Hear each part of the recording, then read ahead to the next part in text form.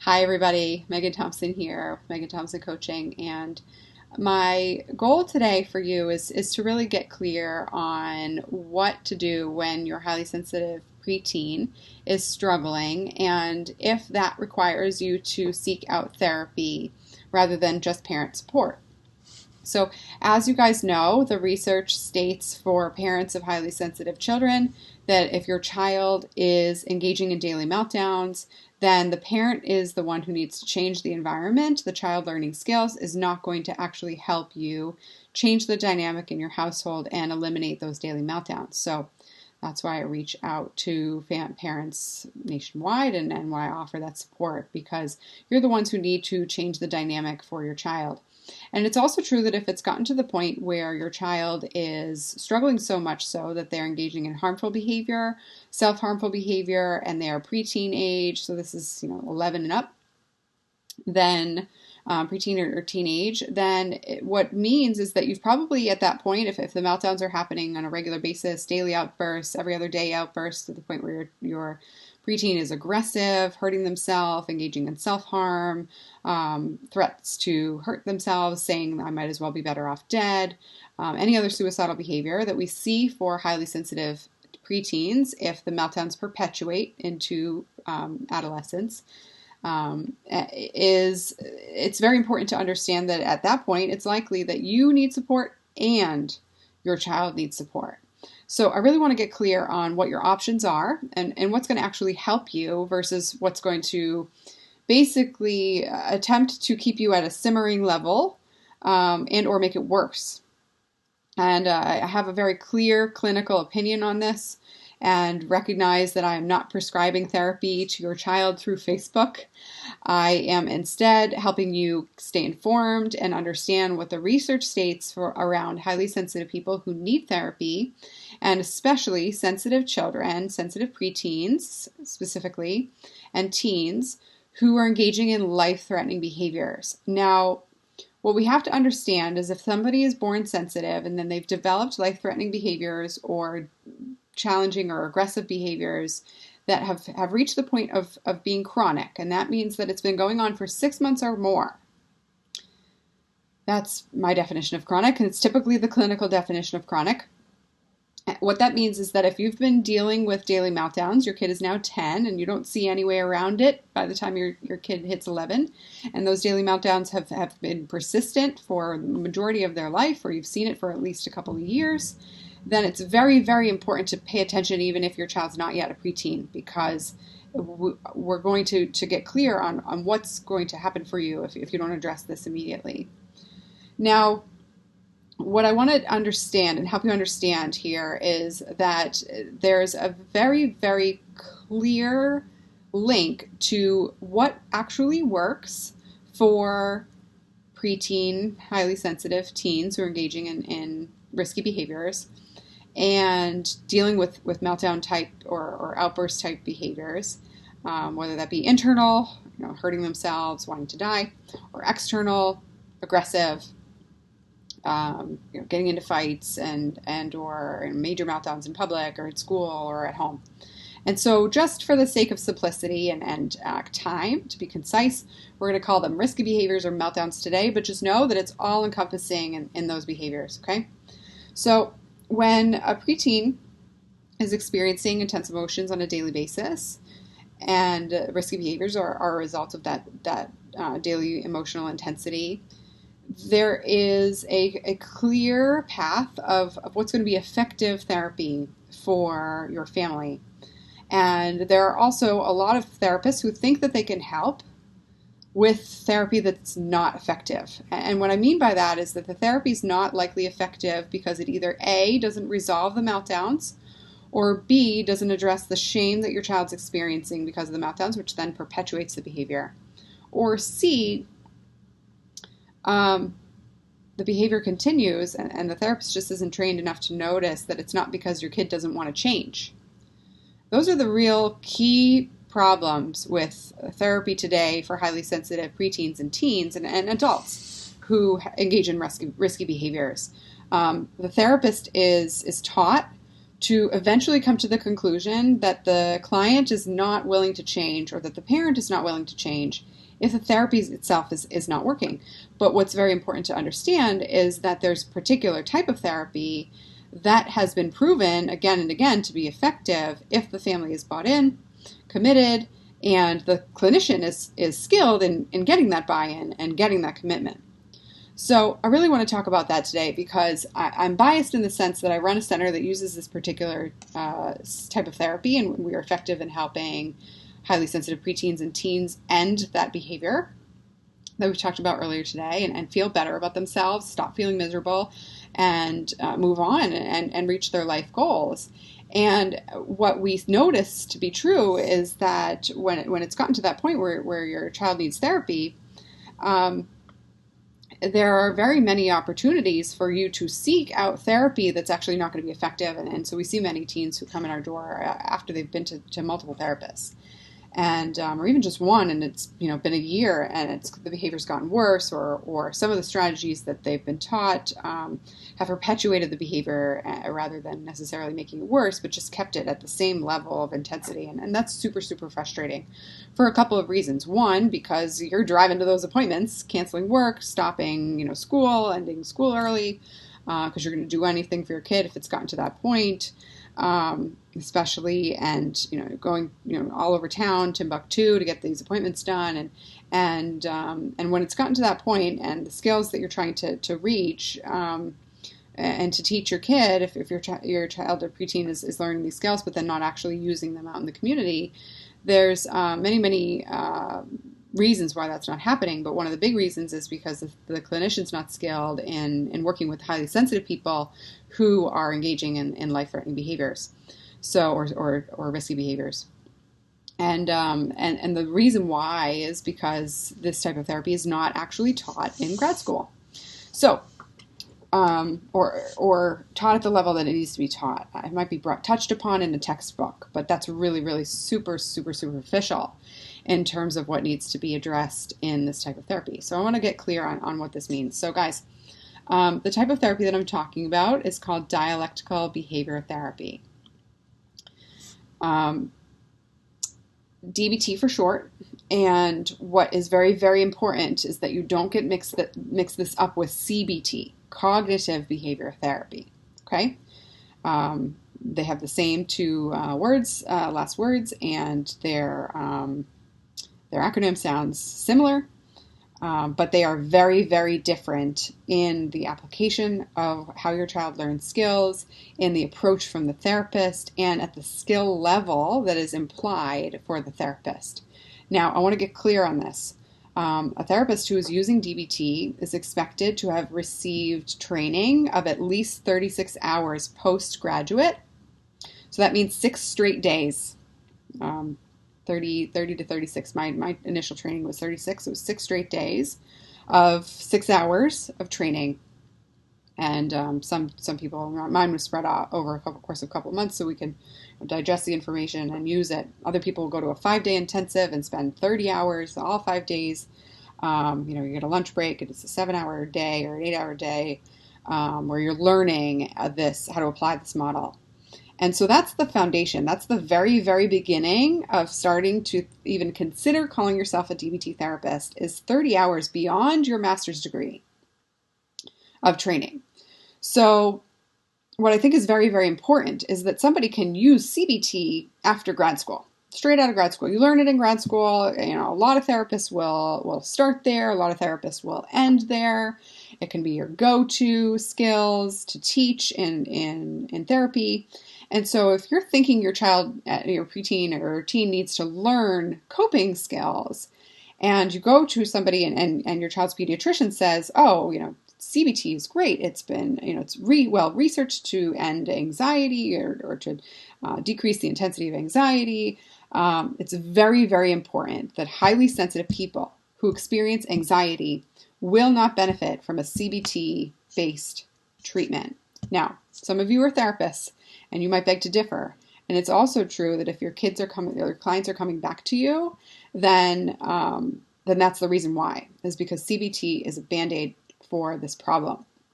So I do not see any wiggle room in this perspective because the research is very, very clear and has been going on for many, many decades, since the 60s, that demonstrate that DBT is the appropriate treatment for people who are born sensitive, who grow up in an invalidating environment, who then develop risky behaviors. Hands down, DBT is what you need.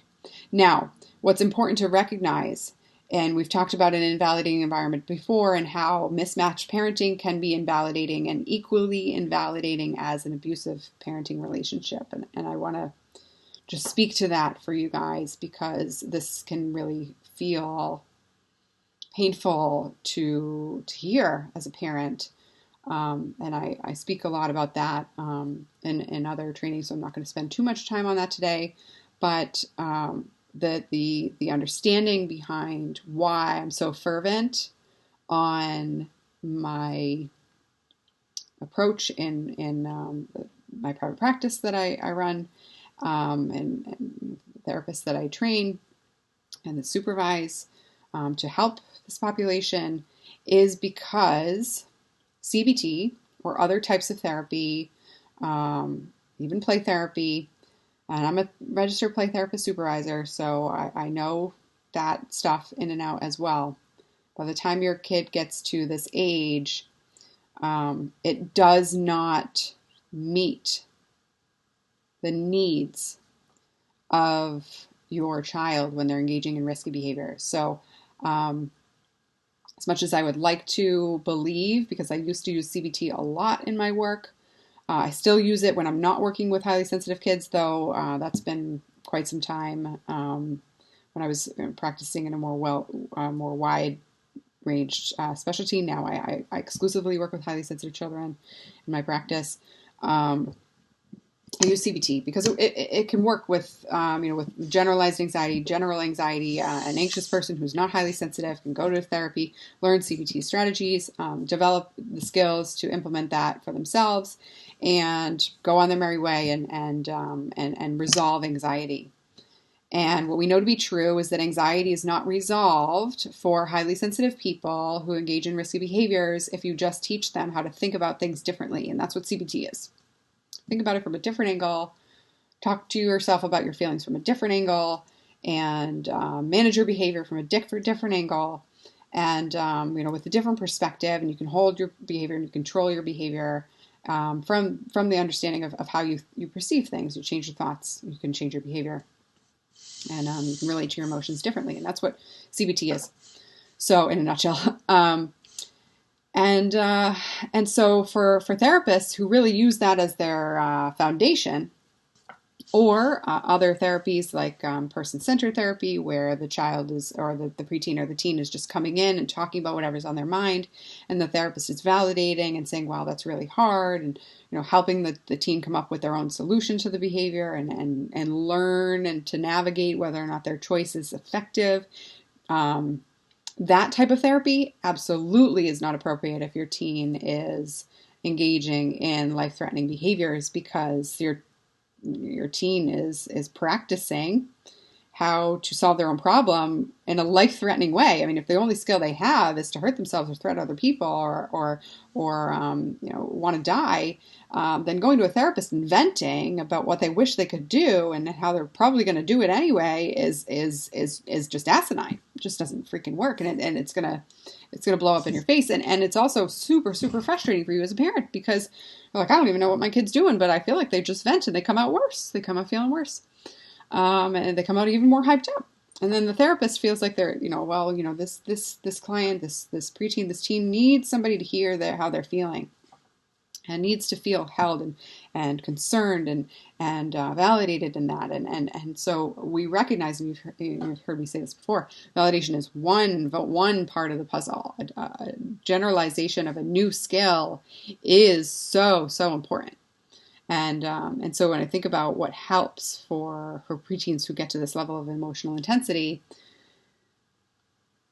skill development and honed skill development is one of the missing links that other therapies are either overemphasizing, like CBT. Let's talk about the skill, let's use the strategy, practice it, in session. Okay, good. Go use it.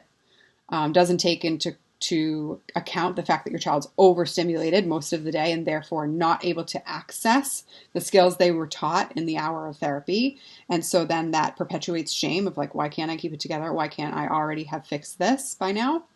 DBT addresses that dichotomy of yes, you need to learn skills and you need to do better, and accept you as who you are right here in this moment.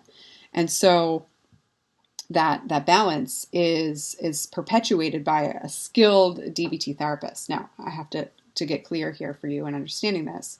DBT therapist is not somebody who's just pulling out a worksheet and teaching skills. That literally is the CBT part of DBT.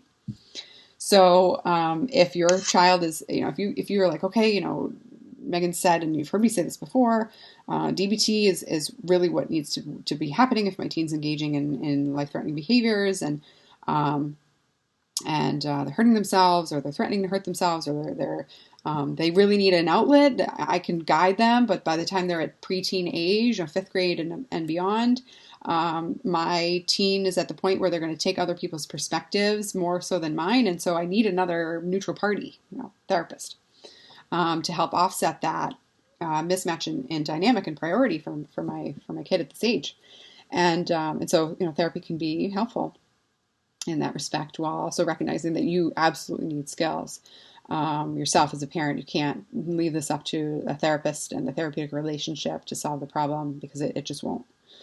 And so we understand that even with DBT, it's important for you to understand what DBT is. Dialectical behavior therapy is actually 4 components.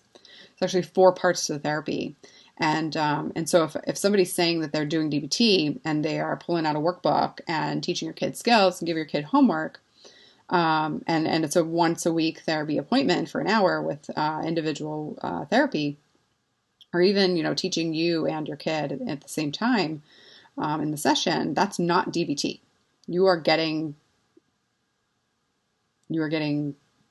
I don't know what it is, because they're using the DBT skills manual, but they're not following the DBT model, which is 4 components. And so you're basically getting what some might call DBT informed. But quite frankly, if your preteens at this level of need in terms of their intense behavior, you're being lied to in terms of what's effective, because if somebody's calling themselves a DBT therapist, but they're not providing all 4 components, they're either not trained enough to know that what they're doing is not effective and not going to be effective, or they were trained and either their agency can't set up a group, or can't do the 3rd and 4th component. We'll talk about that in a minute. Or they don't value it, which means they're undertrained in why it's so important to provide it at the level of which the research demonstrates. And so either way, the clinician you're working with is underserving your family, and it's going to perpetuate the problem. So your time, money, focus, energy, your teens' hope for the future, it's all being wasted rather than invested effectively. So I want to just get clear on that, and we've been going for a bit, so I'm going to take a drink of water and clear my throat before we keep going. Okay, so what is DBT? First component is individual therapy. That component helps your child, teen, preteen, feel heard and understood, and felt held accountable based on their own personal needs and their own personal experience of overwhelm, which is not addressed in other types of therapy because it's not taught. It's not even taught in like the initial first 6 days of intensive training. And that type of training, guys, is a big investment for a clinician. So they need to be all in, or you're working for an agency that's all in and teaching this in order to really put forth the time, effort, and finances to get trained in this type of therapy. It's an advanced, skilled training, guys. DBT clinicians who are thoroughly trained are They have over 50 postgraduate hours of training. Typically, if they're doing this effectively, 30 isn't enough. And so, just by nature of knowing that I've trained and supervised people who have had the 5-day training, and still they weren't really getting it. I've got over 60 hours of training in DBT, and one of my head clinicians, she has even more training in DBT because she has only worked with adolescents at this level, and then learned working with kids with me, whereas my first foundational work was working with young children and combined DBT and play therapy in my work with the highly sensitive kids and teens. But anyways, history story. What am I getting at with this? The individual therapy is where you build the relationship, where you help your teen understand, and then where you pick apart where their skill use went wrong, like where it didn't actually work. So, second component is skills class. This is a 90-minute appointment. 45 minutes is teaching a new skill. The other 45 minutes or half an hour, there's usually a break, is how they did their homework well the week before. So in a setting of this nature where you're doing full fidelity, that's what it's called, full fidelity DBT, your preteen or teen is going to therapy twice a week for 2.5 hours a week. And the goal around that is to keep your preteen or teen out of the hospital. That's what DBT is designed to do. It's designed to keep highly sensitive people who engage in risky behaviors out of the hospital. A CBT therapist or a therapist who is trained in some other modality, not DBT, is likely to look at self-harm or suicidal thoughts as a risky action that requires hospital intervention. And so that clinician might think that they can manage it for a little bit, but if it perpetuates, they're going to need a hospital evaluation or go into like an intensive day treatment, which is like 2 straight weeks of all-day therapy and a little bit of school, but basically just some worksheets if the teacher sends it over.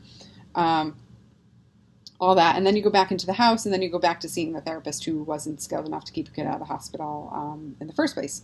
And I have to speak like that, guys. That's really freaking blunt, but I think it's very, very, very irresponsible for a clinician to say that they can help a highly sensitive teen manage risky behaviors if they're not using DBT, because if they don't understand the highly sensitive personality trait, then they're often very invalidating in their work, and that's, it sets everybody up for failure.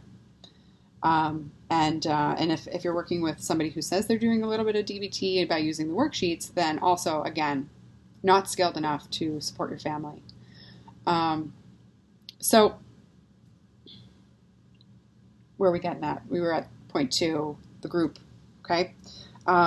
Some agencies will do, or organizations or private practices will do what's called a multifamily group, and this means that parent and adolescent are participating in the group together, and there's multiple parents, multiple adolescents, but usually just one adolescent from the family and one parent from the family, at least, in that group, and it's pairs, parent-child pairs in that group. Or they split it. My practice, we split it. So the teen goes to their own group and we work with the parents directly in a different capacity to ensure that both parts of the family are getting the skills, because again, highly sensitive parents of highly sensitive kids and teens and adults, if the risky behavior continues, you need to be able to parent differently. And your kid going to therapy doesn't teach you that. It's just, black and white. And so that's the second part of the DBT components. The third piece is skills coaching. Now, if you're going to an appointment learning a skill And in the moment, you're having a hard time generalizing that skill because that's a very key component of a highly sensitive child or preteen who's engaging in risky behavior. A lot of the time is because they struggle to generalize the skill outside of the appointment. Then you need to address that. And so DBT addresses that through 24/7 access to the therapist. That means that we text in my private practice. We text or call back and forth with our clients in the moment when they're trying to use their skills so that they don't escalate, so that they don't jump to life-threatening or risky behaviors. And not many clinicians are willing to do that because they either don't like the work or they don't want to be on call or they don't see the value in it. And that's even more damaging. Some clinicians will say you don't really need that, but I highly disagree. Number one, because the research doesn't support it. And I'm a very research-driven person. I like to see what's working, why it's working. I understand the science, and then I put it into practice, and I talk to people about why, but in more effective layman's terms than just kind of pie in the sky. Research can be pretty technical, but the model was developed for a reason, and so you have to follow it the way it was designed. I mean, if the clinician who's using it in a different way isn't performing research to demonstrate that efficacy, that what they're doing is actually working, basically they're just experimenting, and because of their personal opinion. And I don't know about you, but if I ever had to take my kid to a therapist, I wouldn't want their personal opinion to dictate how they help my kid based on what's actually effective. No thanks. And so I want to know why they're making decisions. Is it because they don't feel like it? Is it because they have a life, or is it because what they found is that they don't need it and it's not necessary? Now, if they can help a preteen or an adolescent who's highly sensitive manage their intense behaviors without that outreach, without that level of outreach, either to the parent or to the child or both, they've got some magic sauce. I'd love to hear it. If they can help turn that around in 6 months, which is what DBT is designed to do, then yeah, they should be doing their own research. They should be publishing their research. Because that's great. But what's likely, much more likely, is that a clinician who's not using the full model to its fidelity is because they don't want to, and that's okay. Not everybody is born to do this work. I think about, I was just having a talk with my head clinician the other day about a new family that she was working with, and that new family was saying something like, well, we've been to so many therapists, and staff turnover is a real problem. My teen will build a relationship, and then they just want to leave, and my clinician was saying, look, we've been doing this for years. We love it. It's this particular type of person that is required to be a good DBT therapist. You have to love what you do in order to answer the phone at 2 a.m. because while it's rare that happens, we need to be okay with that. And a teen who's about to kill themselves or about to hurt themselves needs to know that we're cool with it. We're not going to be like, what do you want? I'm mad at you for reaching out, because if they're trying to stay alive, they need to know that if we're going to pick up the phone, we're not going to be pissed at them, right? And so absolutely, we sign up for this, and we moderate our boundaries, obviously. By telling our clients what they need to do when they get on that type of phone call. So it's not just a vent sesh. We don't do any of that. But we follow the model because the model works, and the model keeps us protected. It keeps our licenses protected. And quite frankly, if you're working with somebody who says they're doing DBT and they're working with your kiddo for once a week, and that's it, then they're not doing DBT and they're actually jeopardizing their license. So that really sends many, many red flags up for me. And especially as a business owner and an employer, like I get to the point where I have to really seriously consider referring to somebody like that, or seriously consider wanting to work with somebody who doesn't take full ownership of following the research and using models to the way that they're developed and putting their own style with it. There's a difference between being a person and being a therapist and using what works in the research, and being a robot, obviously. But it doesn't mean you get to just pick and choose what works, especially when we're dealing with risky behaviors this intense, this serious. So you have to find that, you have to notice that there's a line that you can't cross when you're doing this work. And then next, what I think is important to understand is that the fourth component is support for the therapist. And I kind of talked a little bit about that in the boundaries that we set, but the therapists who are doing DBT, they are expected to be on what's called a consultation team, where they only talk about how they are staying true to the model and holding each other accountable to do that, and supporting each other and dealing with teens who can push some buttons, right? And make sure that we're not shaming our clients or getting burnt out or frustrated or disengaging from our clients when they're really struggling. And same thing for the parents, if the parents are struggling. So we have to hold each other accountable, and we work together to do that. And so that's the four components. So if you're looking for a DBT therapist to stop self-harmful behavior for your preteen or teen, stop aggressive behavior for your preteen or teen, then you absolutely need to be informed on what DBT is, what DBT is not. And guys, don't buy it. Don't buy it if somebody's trying to tell you that they can help without offering all four components, because I would be really, really curious, and you can certainly ask those questions. What do you mean? What do you mean by you can help? And so what I mean by that is if when parents ask us this, we say, the likelihood of your child stopping this behavior within 6 months is very, very high if you come committed and you stay focused and you attend the appointments and you follow through and you reach out for support.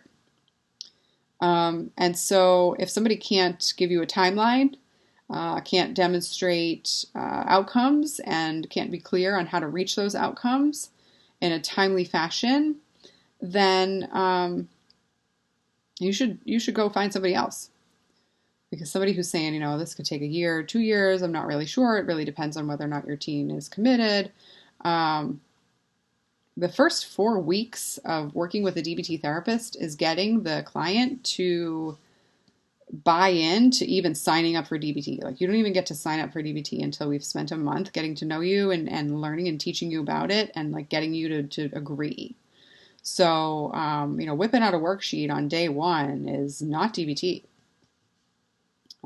Talking about skills, day one, it's not the work that your highly sensitive preteen needs if they're at this level. So that's my hopefully clear and thorough expectation for you if this is the support you need. Notice, though, as I mentioned before, that you still need to be involved in that work. And so if you're not invited to participate, or if there's not a systematic way to invite you to participate, whether that be through a specific separate group, a specific set of sessions that are held separately from your teen's appointments, or a specific time that you're expected to participate in the sessions, then it's likely that your clinician that you're working with is getting creative with a model outside of the lines within which DBT is meant to be creative. Part of being a therapist, again, here I have my mental health educator hat on in this video today for you guys, rather than parent coach. Part of being a clinician is knowing that your personality shines through the work that you do, and the lens from which it shines through needs to be your therapeutic approach, the model, the theory, the research-backed theory and system that you use is the foundation of that, and then your personality is what makes it engaging and fun and keeps people coming back and gets them excited about working with you to solve this problem. personality is not what keeps people in the office. The work and the results is why you guys keep going back. And so if you're not getting the results you want from the therapy that you're taking your kid to, then saying your kid's therapist is a nice person isn't a reason to keep on going. You need to have those clear conversations with the professional that you're working with, because guys, I challenge you to educate yourself. You've all been through school, and so you can understand more clearly whether or not your kid's teacher, who may have a bubbly, adorable personality and super fun to hang out with, is actually teaching your kid, right? That's the objective of learning and taking your kid to school, if your kid is going to any sort of school. And it's also true that their personality can get in the way of that education, if they're a grump, for lack of a better word. That was judgy, but you get what I'm saying, right? So, yeah, you need the relationship. The relationship keeps people coming back, but the procedure and the strategy and the system used is what gets people the results. So they work hand in hand. And I think what's really, really, really crucial to understand, and then this is my last piece of this pretty long diatribe, but it's a big soapbox for me, because it's so often misconstrued, even in my my professional relationships, locally with good friends of mine who just aren't trained in DBT, or just other professionals across the nation who are not trained in DBT. DBT is not a coping skills workbook therapy. There's a procedure, absolutely. You have to teach these specific skills that highly sensitive people lack in if they grow up in an invalidating environment. They lack these particular set of skills, 26 of them. That's why there's 26 weeks, which takes 6 months to go through one round of treatment, to stop that intense behavior. And so if you're trying to teach skills and figure out how to your client is not learning the skills at the same time, you can't do all that in 1 hour. It's just not enough time. And keep somebody alive, or keep somebody from hurting other people or hurting themselves. It's impossible to do that in 1 hour, because something has got to give. Because you can't also recite from a book, right? And you lose your personality. So there's so many factors that go into being an effective DBT therapist. And so, where was I going with this? What I want to get at is, it's not just about the skills.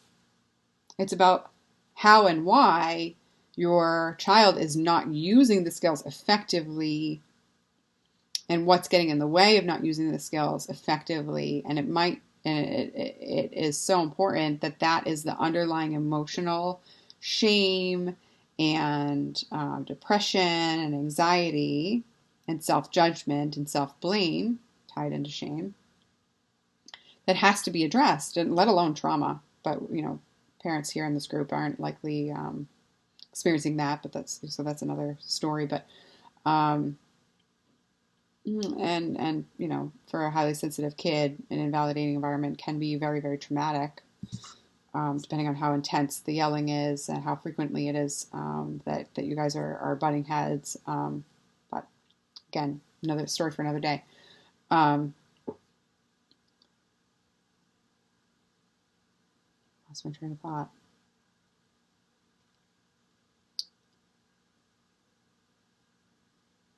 What we're focusing on here and understanding is that DBT is not about coping skills. There it is. Found it. And so some CBT therapists or therapists trained in other modalities, whether that be play therapy or person-centered therapy or expressive therapy, might be things that you see on the profile of a therapist when you're trying to pick them. That's why I'm naming them. They might say, well, I don't use worksheets because people check out from worksheets. in DBT, it's not about, writing things down and reading from a paper like it's class. It's about understanding that there's a systematic reason why your child is missing those skills. And if you don't address it and check all the boxes on top of addressing why and troubleshooting why they're not using the skills, which is that underlying emotional reason, then you're basically talking to a wall, reading from a book. That like, Bueller, anyone, or want Charlie Brown voice going on in therapy. And I think that's why so many people who are not trained deeply in DBT think that you don't need the skills class, that you don't need the 24/7 coaching, think that you don't need the the work with another therapist to make sure you're staying true to the model, or think that you don't need DBT because they're only looking at DBT at the 1/4 of what it really is. And not even 1/4, because everybody knows that the children and teens learn best through play and engagement. And so a piece of paper is there to make sure you stay on task, but it's not how you teach a lesson. So that has to be playful, has to be experiential. You have to experience that lesson rather than just chat about it or write things down. I mean, that's super boring. Guys, this is stage 1 of DBT. 6 months to a year, you're in stage 1. Stage 2 of DBT is breaking down the reasons why you got there in the first place. That's addressing the childhood relationship you have with your own emotions, with your parents, how you grew up. That's the stage 2 work. That's when you start to worry about or address daily worries, address school problems, address grades, address day-to-day stuff like making your bed and being responsible. All that stuff, guys, is not even prioritized on the first level of work. And so parents who are involved in the work in DBT, they're educated on that and kind of like taught, what to focus on first. Obviously it doesn't matter if your kid can make their bed if they're not alive. Or if they're in jail. And so it's important to really get clear on understanding that you're obviously going to work on the underlying reasons why your preteen or teen is unmotivated and feeling depressed. But if you're going straight into that, then they don't have the skills to keep themselves out of it. And so that's another reason why a lot of therapies that's not DBT is not working, because if your teen is going in and talking about all the intense emotion, deep, dark depression, without specific ability to manage and learn new skill to keep themselves out of that, then you are perpetuating the problem. So it's another reason why they can feel worse after coming out of therapy, even if you're not using CBT. So guys, 45 minutes later, here we are. I'm ready to get off my soapbox.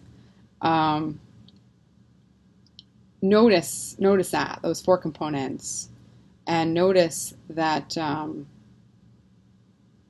that's what's going to take to turn this around at this age for your kid if you don't have systematic support and a second level of support for your preteen or your teen. And if based on your area, DBT can be very very inaccessible for many parents, many families, just by nature of how specialized someone has to be in order to recognize you have to provide all 4 components.